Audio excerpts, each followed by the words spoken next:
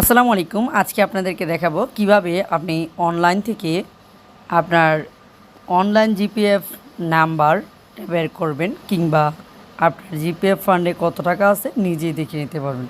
সেজন্য প্রথমেই আমরা গুগল ক্রোম ব্রাউজারে ঢুকলাম। তারপরে জিপিএফ দিয়ে সার্চ দেওয়ার পরে এই যে একটা অপশন আসছে, এখানে ক্লিক করবেন। অথবা আপনি চাইলে সরাসরি অনলাইনে সিএএফও পিএফএম সার্চ দিলেই কিন্তু সরাসরি চলে আসবে এবং সেখান থেকে ঢুকে যাবেন। ঢুকে যাওয়ার পরে এখানে আমরা এই যে জিপিএফ ইনফরমেশনে ক্লিক করব।